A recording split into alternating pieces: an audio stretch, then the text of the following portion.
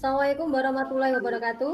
Waalaikumsalam warahmatullahi wabarakatuh. Selamat pagi anak-anak. Pagi, Bu. Pagi, Bu. Pagi, Bu. Mana kabar kalian hari ini? Alhamdulillah. Alhamdulillah. Alhamdulillah baik. Baik, Bu. Oke, sebelum kita memulai pelajaran hari ini, sebaiknya kita berdoa terlebih dahulu. Langsung Ibu pimpin saja ya. Berdoa, Ya. Bu. kita mulai. Jadi hari ini nanti kita akan mempelajari materi tentang hukum-hukum dasar kimia dan penerapannya dalam perhitungan kimia. Sekarang Ibu coba tayangkan PPT-nya. Sudah terlihat anak-anak? Sudah, Bu. Ya, terima kasih. Oke, untuk berikutnya kompetensi dasar yang akan kita capai pembelajaran hari ini adalah yang pertama untuk kompetensi pengetahuannya adalah menerapkan hukum-hukum dasar kimia dalam perhitungan kimia. Untuk kompetensi keterampilannya menggunakan hukum-hukum dasar kimia dalam perhitungan kimia. Sekarang kita mereview pertemuan minggu lalu sekilas ya. Masih ingat pertemuan minggu kemarin itu kan tentang persamaan reaksi kimia. Kira-kira apa yang dimaksud dengan persamaan reaksi kimia? Ada yang masih ingat? Ini pertemuan minggu kemarin. Saya, Bu, masih ingat. Ya, silakan Bu Nur. Mbak Nurhayati. Persamaan reaksi adalah persamaan yang menyatakan perubahan materi dalam suatu reaksi kimia. Jadi persamaan reaksi itu menggambarkan reaksi kimia yang terdiri atas zat pereaksi atau reaktan dan zat hasil reaksi atau disebut produk disertai dengan koefisien masing-masing, Bu. Ya, betul. Terima kasih untuk Mbak Nurhayati. Berikutnya sekarang kita lihat sebentar. Ada sebuah pernyataan. Ini ya. Jadi misalkan kita ingin melakukan reaksi pembakaran kertas dengan gas oksigen yang menghasilkan gas CO2 dan uap air, maka zat manakah yang berada di sisi reaktan dan zat manakah yang berada di sisi produk? Siapa kira-kira yang mau menjawab? Saya. Bu Nia, Mbak Nia, iya silakan. Reaktannya itu CXHY dan O2, sedangkan hasilnya itu CO2 dan H2O. Oke, betul. Sip. Kita saksikan video berikut ini. Baik, Bu. Ya.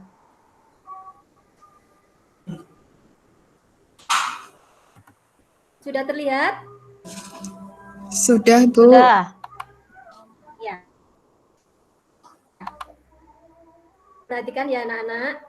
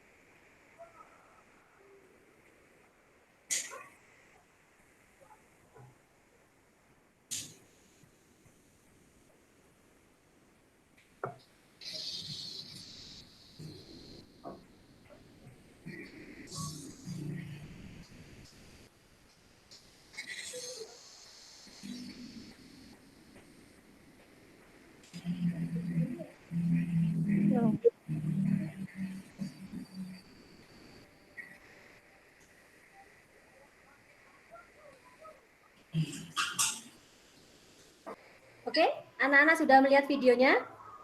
Sudah, Bu. Sudah, Bu. Ya. Kira-kira Sudah, Bu. informasi apa yang bisa diambil dari video tersebut? Siapa yang mau mencoba menjawab? Saya, Bu. Saya, Bu. Ya, Mbak Dia silakan. Ya, yang pertama dari video itu bisa kita lihat peralatan dan bahan untuk percobaan hukum Gay-Lussac. Kemudian yang kedua, lilin bisa padam setelah ditutup dengan gelas, Bu. Ya, Yang ketiga, untuk botol yang sudah penyok bisa kembali ke bentuk semula kalau dimasakkan atau dimasukkan ke dalam air yang sedang mendidih, Bu. iya, betul sekali. Sekarang saya bentuk kelompok. Ya. Saya bentuk 2 kelompok ya untuk mendiskusikan video yang barusan saya tayangkan tadi. Kesimpulan apa yang bisa diambil dari video tersebut? Sekarang waktunya presentasi perwakilan 1 orang per kelompok. Mbak Rifon, silahkan presentasi dari kelompoknya dipresentasikan. Ya Ibu, terima kasih. Ya. Saya akan mempresentasikan hasil diskusi dari kelompok kami. Untuk percobaan 1 dan 2, ketika lilin yang menyala ditutup dengan gelas kaca, maka lama-kelamaan lilin tersebut akan padam. Karena tidak ada udara di dalamnya, terjadi penurunan suhu Ibu di situ. Nah, penurunan suhu ini menyebabkan tekanan yang lebih rendah dan mengakibatkan air di luar gelas, ya, di sini di luar gelas itu berarti tekanannya tinggi, didorong masuk ke dalam gelas yang tekanannya rendah. Nah, untuk percobaan yang ketiga, ketika suhu air semakin meningkat, seperti yang tampak tadi itu sampai mendidih, maka volume botol juga semakin bertambah, sehingga bentuknya itu kembali seperti semula. Nah, tekanan di dalam botol ini lebih besar dibandingkan tekanan yang berada di luar botol, sehingga tekanan di dalam botol akan mendorong dinding botol sehingga menembus ruangan botol. Begitu Ibu hasil dari diskusi kelompok kami. Terima kasih Mbak Rifon. Sekarang kita lanjutkan untuk penerapan ke soalnya ya. Yang pertama adalah contoh penerapan soal untuk hukum Gay-Lussac. Di sini ada salah satu komponen gas LPG yang biasa digunakan dalam rumah tangga adalah gas propana. Rumus kimianya adalah C3H8. Pada suhu dan tekanan tertentu, gas propana tersebut terbakar sempurna dengan oksigen menurut reaksi berikut ini. Bila reaksi ini memerlukan 3 liter oksigen, berapakah volume C3H8 yang bereaksi dan gas-gas lain yang dihasilkan? Kita akan membahas bersama-sama ya. Cara mengerjakannya, kita harus menuliskan persamaan reaksinya terlebih dahulu. Kita tuliskan. Setelah itu, jangan lupa harus dilihat sudah setara apa belum. Kalau belum, harus disetarakan terlebih dahulu. Karena itu adalah kunci utama menyelesaikan soal hukum dasar. Oke, kita setarakan untuk koefisien C3H8 1, untuk koefisien O2 5, koefisien CO2 3, dan koefisien H2O 4. Yang diketahui adalah volume dari oksigen 3 liter. Ya. Ini memakai hukum Gay-Lussac, di mana perbandingan volume itu sebanding dengan perbandingan koefisien. Ya. Volume C3H8 sama dengan koefisien dari C3H8 per koefisien dari O2 dikalikan volume O2. Koefisien C3H8 berapa anak-anak? 1. Ya, oke. Per koefisien O2-nya berapa? 5. Iya. Dikalikan volume O2. Berapa volumenya tadi? O2. 3 liter. Ya, kita hitung ketemulah 0,6 liter. Ya. Untuk volume CO2 dan H2O, caranya sama dengan mencari volume dari C3H8. Ya. Sekarang, Ibu punya dua soal. Pada reaksi pembakaran sempurna gas etuna itu simbol kimianya adalah, rumus kimianya adalah C2H2. C2H2. Iya, menurut reaksi sebagai berikut. Perbandingan volume gas yang bereaksi adalah ada option A sampai E. Iya, Mbak Ya. Nia silakan. Ya, Aku jawabannya. Yang A. yang A. Alasannya kenapa kok milih yang A? Di situ perbandingan volume sama koefisien sama. Iya, betul. Sesuai dengan hukum Hukum apa? Gay-Lussac. Iya. Soal yang kedua. Nah, ini sebanyak 8 liter C38 dibakar habis dengan oksigen sesuai dengan persamaan reaksi berikut ini. Pada suhu dan tekanan yang sama, volume gas CO2 yang dihasilkan adalah berapa liter? Oke, Mbak Meta, silakan. Apa jawabannya?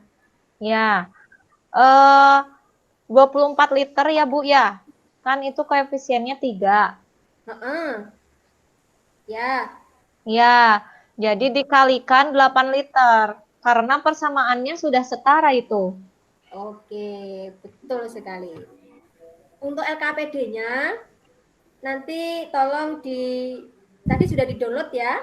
Kalau sudah, nanti tolong dikerjakan dan dilengkapi pertanyaan-pertanyaan yang ada di LKPD ya. Kemudian nanti kalau sudah bisa di-upload di Google Classroom.